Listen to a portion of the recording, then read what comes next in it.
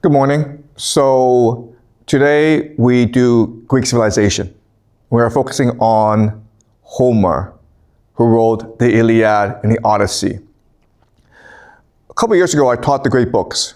So we read the Bible, Dante, Paradise Lost, the Iliad, and the Odyssey.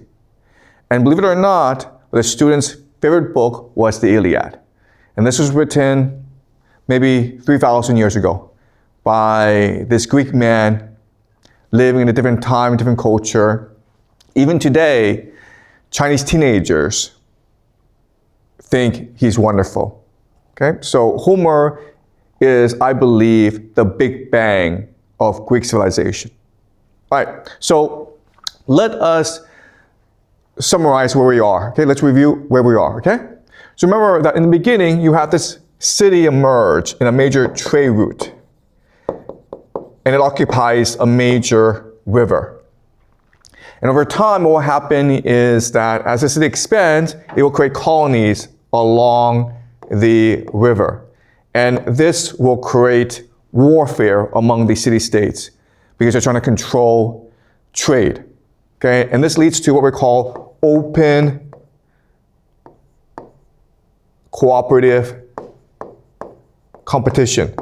And as I keep on saying, this is a system that will lead to tremendous innovation. Okay, and this is what happened in China, in Mesopotamia, and in Egypt. But then over time, what will happen is that an empire will emerge, and this will create a bureaucracy. Okay? Now, bureaucracy has three major characteristics. The first is centralization. And because of centralization, you now have a monopoly. And so you have a decrease in competition, which means that the society is no longer innovative. Okay? Second is you have censorship, meaning that people are no longer free to express what they want. All information is centralized. The third is writing as propaganda. So writing is a system of control as opposed to a system of knowledge creation or self-expression. Okay? So these are the three characteristics of an empire. And this is true for all empires. And this is true for Mycenaean Greece. So remember, Mycenaean Greece is the empire that ruled the Aegean Sea during the Bronze Age. What's interesting, though, is when the Bronze Age collapsed, this system allowed for massive innovation, which gave us the Greeks. Okay, so let me explain why. First of all, you don't have centralization. What you now have is something called a polis. So you basically have a return to the system of open warfare. The polis means city-state in Greek. And it gives us the word politics. Why? Because these polises were at war with each other always.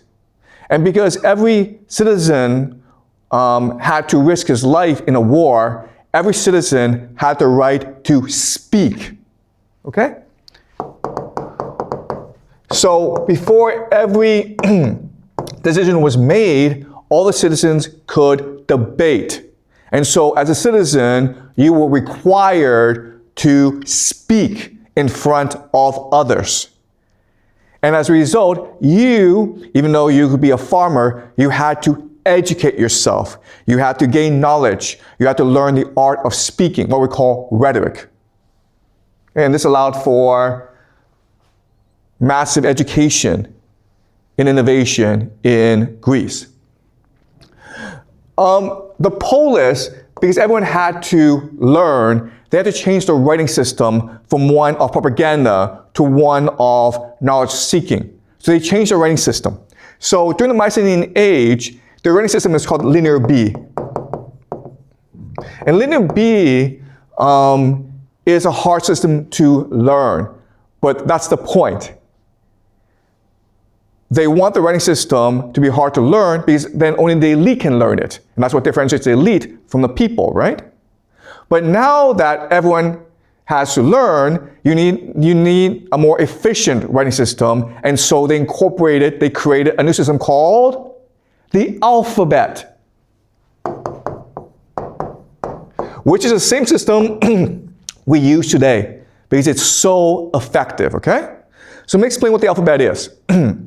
All right, so in the beginning, when we first started to write, we had pictograms, okay? So this is the sun, this is the moon, okay? Sun and moon. As you can see, these are just pictures of words, okay? That's the first step. But then people realize, you know what, we actually don't have to write down, we actually don't have to draw out the pictures, we can just use symbols, okay? So now you use symbols, like maybe an O and this, okay? This now becomes a sun, moon.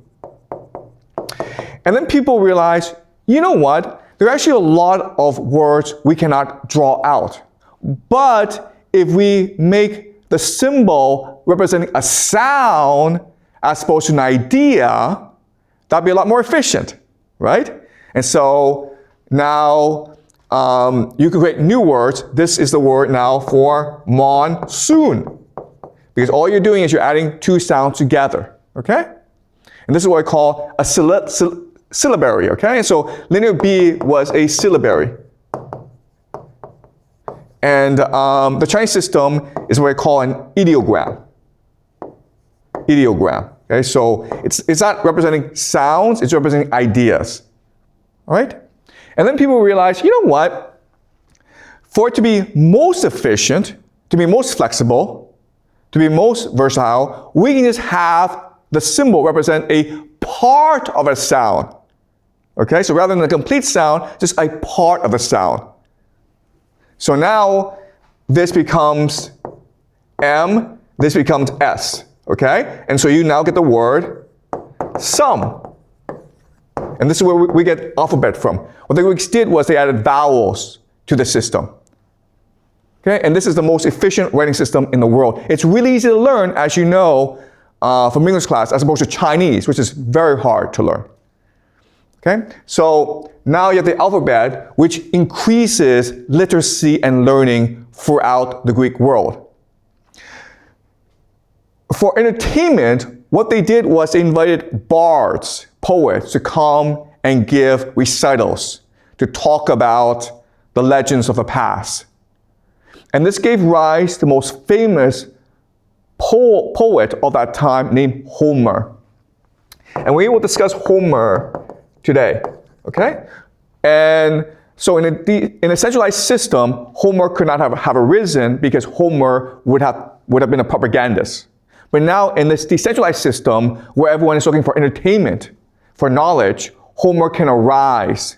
And Homer will be the greatest poet of Greek civilization, and he's considered to be the father of Greek civilization, okay? So we will discuss Homer today. And Homer is famous because he wrote two books, the Iliad and the Odyssey. Actually, he didn't write the books, he recited the poetry, and then his students wrote it down because he himself was illiterate. And we also think he was blind, okay? So the Iliad and the Odyssey are about the Trojan War. Okay, so let me explain to you what the Trojan War is. Okay, so from last class, you know that Troy was the center of the world. It was the heart and center of global trade, and that's why pirates kept on raiding Troy. Okay, now, as you also know, facts become stories, and stories become exaggerated over time. And that's what gave us the legend of the Trojan War, okay? So let's go over the basic outline. So there are the gods up in Mount Olympus. The king god, of course, is Zeus. And the three goddesses are Hera, who is the queen god. They are Athena, the goddess of wisdom, and Aphrodite, who is the goddess of love. Okay, Hera is the queen, the mother. Athena and Aphrodite are the daughter of Zeus. So it's one big family. One day, they discover a golden apple on Mount Olympus, and the golden apple says, to the most beautiful in the world. So of course, all three believe it must be mine. And so they fight and they fight and they fight. And Zeus is going crazy because they won't stop fighting. So Zeus has an idea. He will have a contest. And in this contest, the golden apple will be awarded to one with three, okay? But now he needs to find someone stupid enough to be the judge. And he finds this person named Paris. And Paris is a prince of Troy. And so Paris meets the three goddesses, and of course, each goddess is trying to bribe Paris. So Hera says, Paris, if you pick me, I will give you a kingdom. I will make you a king. And Paris is like, that's a really attractive offer, okay? Then Athena says, hey, if you pick me, I will give you all the wisdom in the world. You will be the wisest man in the world. And Paris is like, okay, that sounds cool, sure. And then Aphrodite says, I'm going to give you the hottest girl in the world. And Paris is like, yes, that's what I want, man, okay? So he marries Helen. This may sound strange to you. Like, why would you give up power and wisdom for, sex? And so I was talking to my wife about this because I didn't understand Paris's choice, right? And she said, of course you pick Helen, because what matters to guys is status, face, right? You're a king, but there are lots of other kings. You have wisdom, but who knows you have wisdom, right? But hey, if you walk around the world with the hottest girl in the world, you feel good about yourself, okay? So of course you pick Helen. So there you go. My wife knows more than I do, all right? But anyway, so now this is a problem because now Hera and Athena are pissed off and they want revenge. In fact, they're so pissed off, they decide they're going to destroy not just Paris, but the entire Trojan people. Okay? They're going to wipe out Troy from the face of the earth. They want revenge. Another problem is, at this time, Helen is married to Menelaus, who is the king of Sparta, and his brother is Agamemnon, who is the king of Argos. And Sparta and Argos are the two most powerful places in Greece. So Agamemnon is the king of kings. He is the king of Mycenaean Greece. And so they organize this huge army to attack Troy, to retrieve Helen. Okay? And this will go on for 10 years, this battle in Troy. And this will give rise to many legends that Homer will use to entertain the Greek people after the fall of the Mycenaean Empire. Two of the most famous heroes of this time, and there are hundreds, okay, are Achilles and Odysseus. Odysseus is known for being the wisest of the Greeks, the greatest strategist. Achilles is known for being the bravest warrior. Okay? Odysseus will come up with the idea of the Trojan horse, which is what ends the war. Because as you know, what will happen is the Greeks will sneak inside a horse, a wooden horse, pretend that it's a gift to the Trojans. The Trojans will take the horse inside the city. The Greeks will sneak out at night and kill everyone, okay? All right, so that's the story of the Trojan War.